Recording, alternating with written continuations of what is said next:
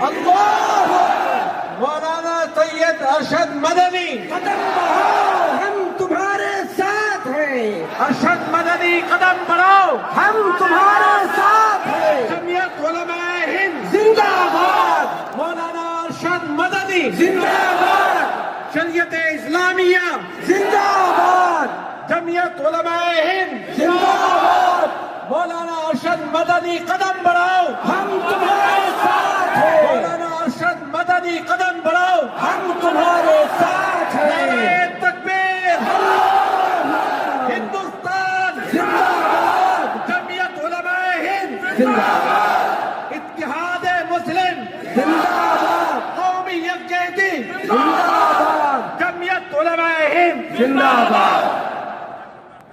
بارک اللہ۔ اور پروفیسر رسول اللہ صاحب سے درخواست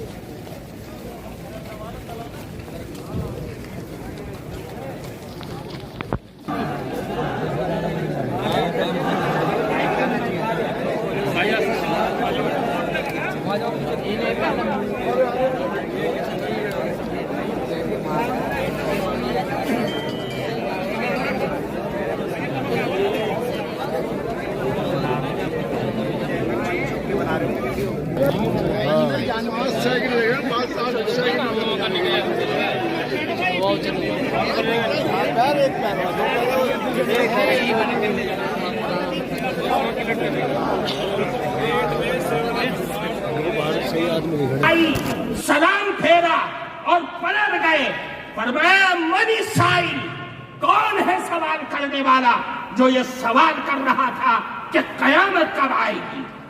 صحابی کھڑے ہو گئے اور عرض کیا، اللہ کے نبی میں نے سوال کیا تھا کہ قیامت کب آئے گی؟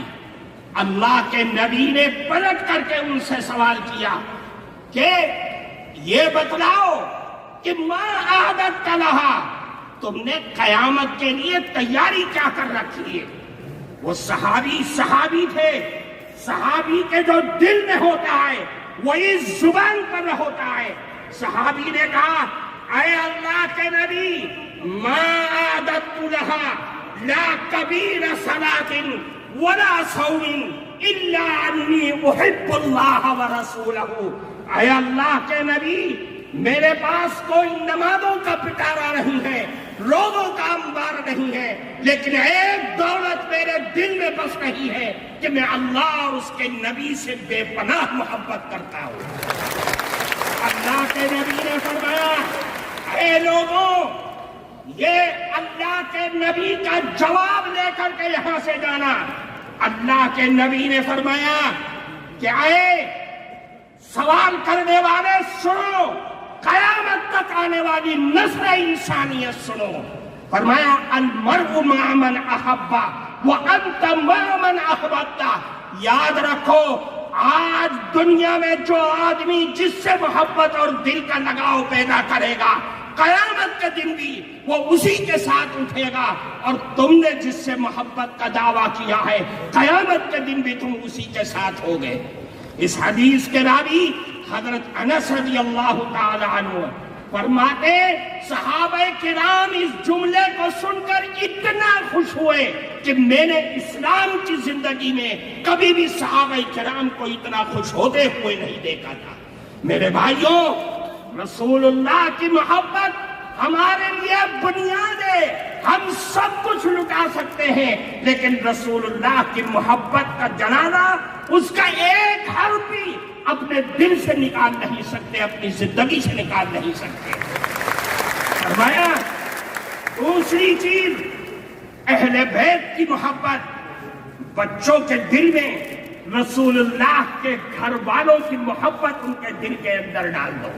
یہ پیدائش کے بعد سے جب بچہ ہوش سنبھالے، کہ جس کے بارے میں اللہ کے نبی نے فرمایا، افتحوا سب سے پہلا کلمہ فرمایا کہ لا الہ الا اللہ ان کی زبان سے کلواؤ، اور موت کے وقت لا الہ الا اللہ کی تلقین کرو۔ پھر فرمایا آخری چیز وہ تلاوت القرآن الکریم، قرآن کریم کی تلاوت، قرآن کریم کے الفاظ سے محبت، قرآن کے حلال کو حلال اور قرآن کے حرام کو حرام اپنے بچوں کی زندگی کے اندر بھر دو کہ میرا قرآن، میرا اللہ مجھے یہ کہتا ہے، مجھے اس بات کی دعوت دیتا ہے۔ میرے بھائیوں، قرآن ہماری زندگی کا دستور ہے، قرآن ہمارا آئین ہے، آئین شریعت ہے۔ قرآن کو لازم پکڑنا ہوگا۔ یہ جمعیت علماء کے اسٹیج سے آپ کو دعوت دی جا رہی ہے۔ اللہ کے نبی نے فرمایا الا انہا ستکون فتنہ، اے لوگوں آگاہ ہو جاؤ، فتنے آئیں گے، آزمائشیں آئیں گی، بلائیں آئیں گی، دنیا کی بھی آئیں گی اور آسمانی بھی آئیں گی۔ صحابہ کے کلیجے ہل گئے۔ فرمایا اے اللہ کے نبی من مخرج منہا یا رسول اللہ، ان فتنوں سے نکلنے کا راستہ کیا ہوگا؟ اللہ کے نبی نے فرمایا کہ قرآن ہے، قرآن ہے جو فیہ نبأ من کان قبلکم وخبر ما بعدکم وحکم ما بینکم۔ یہ قرآن ہے جس میں تمہارے پچھلے لوگوں کے حالات کی بھی اطلاع ہے، تمہارے بعد میں آنے والے لوگوں کی بھی خبر ہے، اور تمہارے جھگڑوں کا فیصلہ بھی اسی قرآن میں موجود ہے۔ اس لیے میرے بھائیوں، قرآن پکڑو، حالات کو سدھارو۔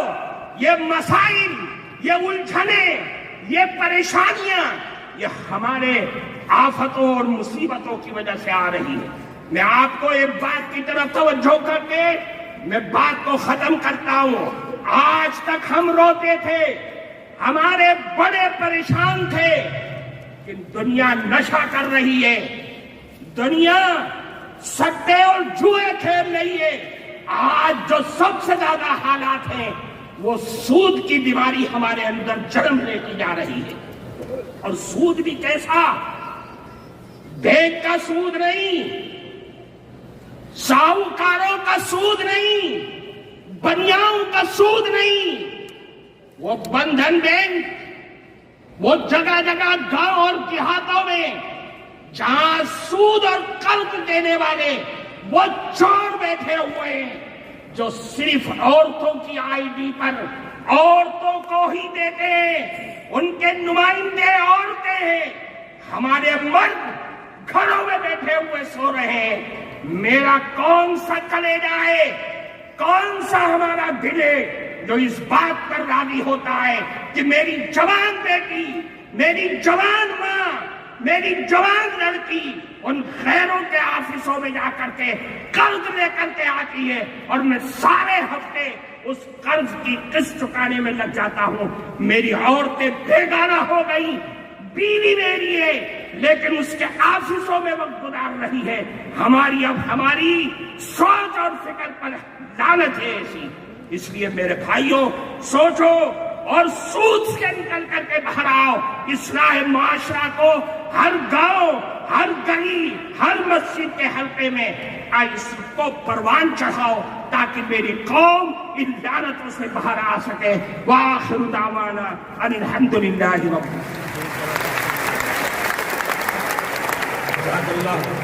اصلاح معاشرہ جمعیت علماء ہند کا بہت فعال اور بہت ملک بنیادی کے شعبہ حقدار ہے۔ ہیں، ملک کی ہواؤں پر، فضاؤں پر، پہاڑوں پر، دریاؤں پر، جس ذرے کو ہندوستان کہتے ہیں اس ذرے ذرے پر ہمارا سب کے برابر حق ہے، بلکہ سب سے بڑھ کر ہمارا حق ہے۔ کیوں؟ اس لیے کہ ہمارے باپ آدم علیہ السلام یہیں آئے تھے۔ اس لیے میرے دوستو، ہم تقریر کرنے والے نہیں ہیں، ہم آپ سے پیغام لینا چاہتے ہیں اور کام کرنا چاہتے ہیں۔ میں کہتا ہوں بلڈوزر کے خلاف سپریم کورٹ میں مقدمہ آپ لڑیں گے، تقریر میں کروں گا۔